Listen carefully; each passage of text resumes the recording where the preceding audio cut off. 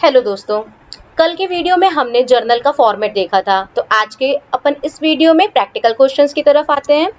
तो देखिए, आपकी स्क्रीन के सामने अभी एक क्वेश्चन लिखा हुआ है, हिमांशु की पुस्तकों में निम्नलिखित लेन देन का जर्नलीकरण करना है। ठीक है ना। तो यहाँ पर आप डेट देख सकते हैं सामने स्क्रीन पे। जैसा कि कल के वीडियो में मैंने आपको बताया था कि इसमें डेट का जो फॉर्मेट होता है, पहले ईयर, फिर मंथ और उसके बाद डेट लिखी हुई है। ठीक है। तो फर्स्ट अपन देख रहे हैं यहाँ पे एंट्री को 2017 दिसंबर 01 नगद से कारोबार शुरू किया गया। आई होप आप लोगों को जर्नल के जो रूल्स मैंने आपको पढ़ाए थे वो आपको याद होंगे। ठीक है। तो आइए हम प्रैक्टिकल क्वेश्चन की तरफ आते हैं। यहाँ पहले हम अपना फॉर्मेट ड्रॉ कर लेंगे। ठीक है। डेट, पर्टिकुलर, LF, अमाउंट, ठीक है, डेबिट और क्रेडिट के लिए। अब यहाँ पर देखिएगा, हमारी जो फर्स्ट एंट्री थी क्या लिखी हुई थी, दिसंबर 1 को नगद से कारोबार शुरू किया। ठीक है। तो आप लोगों को रियल अकाउंट का रूल याद ही होगा, आने वाली संपत्ति का खाता डेबिट। ठीक है ना। तो हमारे व्यापार में नगद राशि आ रही है, तो क्या लिखेंगे हम यहाँ पर, कैश अकाउंट डेबिट। ठीक है। Cash account debit. फिर इसके बाद यहाँ पर हमने आपसे बताया था कि जिस भी राशि से, संपत्ति से हम व्यापार को शुरू करते हैं वो हमारे व्यवसाय की पूंजी कहलाती है। ठीक है। और पूंजी क्या है व्यवसाय के लिए, दायित्व है। इसीलिए यहाँ पर क्या आ जाएगा, टू कैपिटल अकाउंट। ठीक है। तो हमारी जर्नल एंट्री क्या बनी, cash account debit to capital account. इसकी नरेशन क्या आ जाएगी, बीइंग बिजनेस स्टार्टेड। ठीक है ना। अमाउंट था 75,000। क्लियर है। फिर इसके बाद हम पहले सेकेंड वाली एंट्री देखते हैं, क्या था, दिसंबर 7 को नगद में सामान खरीदा। ठीक है ना, 10,000 रुपीज। अब दिसंबर 7 को नगद में सामान खरीदा, तो इसकी एंट्री आएगी हमारी, सामान खरीदा। ठीक है। रियल अकाउंट का रूल, आने वाली संपत्ति का खाता डेबिट। अब क्या सामान खरीदा, ये तो हमें कुछ दिया ही नहीं है हमारे क्वेश्चन में, तो इसका मतलब ये होगा कि हम क्या करेंगे, सामान की जगह पर क्रय वर्ड को यूज करेंगे। ठीक है ना। हिंदी में क्रय और इंग्लिश में परचेज। ठीक है। तो यहाँ पर हम क्या करेंगे, क्रय वर्ड का यूज करेंगे।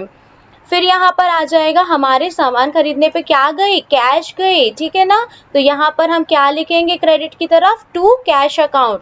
सामान नगद खरीदा था हमने, तो जब हमने परचेजिंग की तो हमारे जेब से कैश चली गई। ठीक है।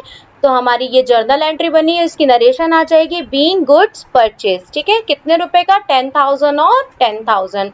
फिर हम नेक्स्ट एंट्री को देखते हैं,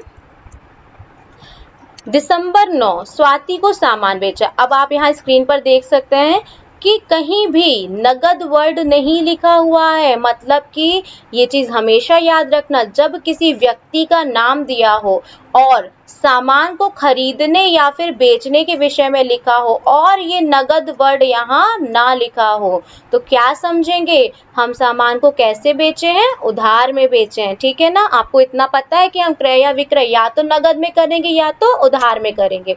तो यहाँ पे नगद वर्ड मिसिंग है, मतलब हमने स्वाति को सामान कैसे बेचा, उधार में बेचा। ठीक है ना। बेचना, यहाँ पे सेल्स अकाउंट। ठीक है। क्या आएगा, रियल अकाउंट का रूल क्या बोलता है, जाने वाली संपत्ति यहाँ पे आ जाएगी आपकी, सामान बेच रहे हो, विक्रय खाता आ जाएगा। ठीक है। तो यहाँ पे हम अपनी एंट्री देखते हैं।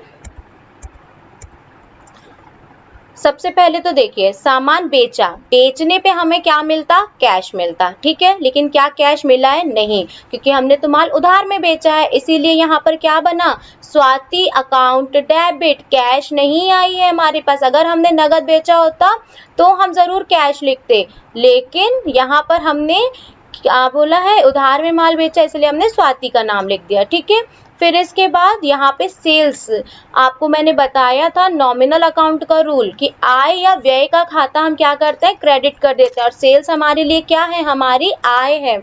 ठीक है ना।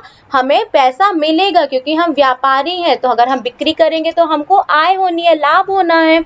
ठीक है। इसलिए सेल्स का खाता क्या होता है, क्रेडिट हो जाएगा। तो हमारी जर्नल एंट्री क्या बनी, Swati account, Swati's account debit to sales account. एक चीज और याद रखिएगा कि जब भी किसी व्यक्ति का नाम लिखेंगे आप, ठीक है ना, और अगर उसके बाजू में अकाउंट वर्ड लगाना है तो आपको यहाँ पर ये एस वर्ड जरूर लगाना पड़ेगा। ठीक है। अमाउंट आ जाएगा 5,000 रुपए और 5,000 रुपए। ठीक है। आइए फिर नेक्स्ट एंट्री देखते हैं, फर्नीचर खरीदा, 12 दिसंबर को फर्नीचर खरीदा। अब यहाँ पर देखिए, क्या इस वीडियो में किसी व्यक्ति का आपको नाम दिख रहा है, नहीं। ठीक है। अब जब किसी व्यक्ति का नाम ही नहीं दिख रहा है तो ऑब्वियसली सी बात है कि हमने वो कैसे खरीदा होगा सामान, नगद खरीदा होगा। ठीक है ना, यहाँ ये चीज आपको समझनी पड़ेगी। फर्नीचर खरीदा है मतलब कैसे खरीदा है, नगद खरीदा है। अब यहाँ दोनों एंट्रीज में मतलब डेबिट और क्रेडिट की एंट्री में रियल अकाउंट का रूल लगेगा।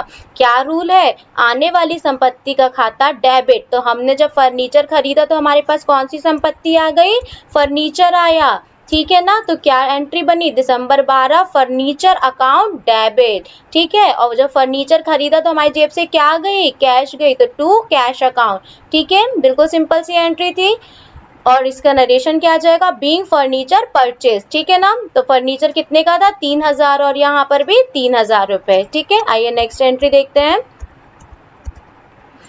दिसंबर 18 स्वाति से पूर्ण निपटान में नगद प्राप्त किया। अब यहाँ जरा पिछली एंट्री को देखिए कि स्वाति को सामान बेचा कितने का था हमने, 5000 का, और दे कितने का रही है, 4000 की। भाई 1000 कहाँ चले गए, तो 1000 रुपए हमारे जो है वो डिस्काउंट के नाम पे अलग हो गए।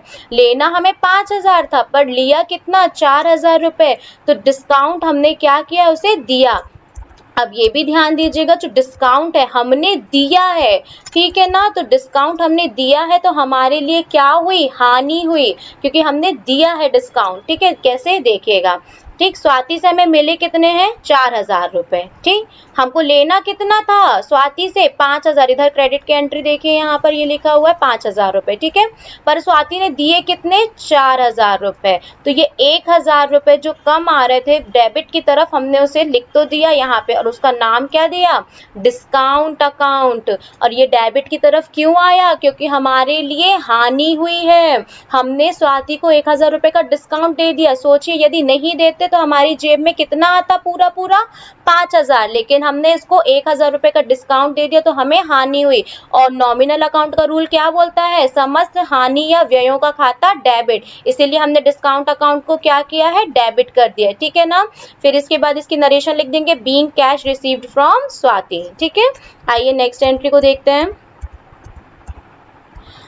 दिसंबर 25 किराया दिया। ठीक है, सिंपल सी बात है कि किराया दिया है तो कैसे दिया होगा किराया, हमने अभी बताया था हमने ना, नगद किराया दिया। ठीक है, डेट देख लीजिए, किराया दिया 1000 रुपए। आइए एंट्री पे आते हैं हम।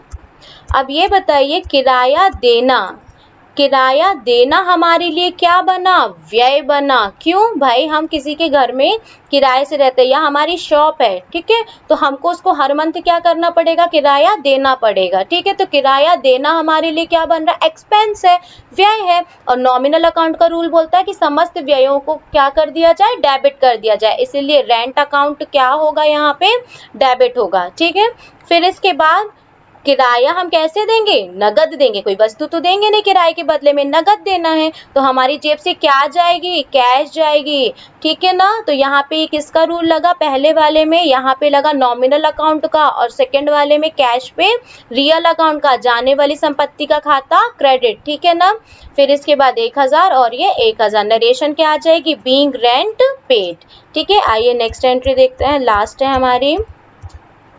दिसंबर 30 को वेतन दिया। ठीक है, 1500 रुपए, दिसंबर 30 वेतन दिया। ठीक है, अब आप फिर से सोचिए, कल के वीडियो में मैंने आपको ये एग्जांपल समझाया था कि हमारी शॉप में कोई वर्कर काम करता है तो हमें उसे क्या देना पड़ेगा भाई, सैलरी देनी पड़ेगी। तो सैलरी देना हमारे लिए क्या बना, व्यय बना, एक्सपेंस बना। और नॉमिनल अकाउंट का रूल बोलता है कि समस्त एक्सपेंस को क्या कर दिया जाए, डेबिट, इसलिए सैलरी अकाउंट हम क्या करेंगे, डेबिट कर देंगे। तो ये हमने लिख दिया हमारा सैलरी अकाउंट 1500 रुपए डेबिट। ठीक है ना, और उसके बाद सैलरी के नाम पे हमारी जेब से क्या गई, कैश गई, तो ये आ गया हमारा कैश अकाउंट क्रेडिट, और ये हमारा अमाउंट। ठीक है, इसके लास्ट में हम यहाँ पे क्या कर देंगे, टोटल आ जाएगा हमारा, और जितने भी अमाउंट्स होंगे हम उन्हें जोड़ करके बराबर डेबिट और क्रेडिट के कॉलम के नीचे लिख देंगे।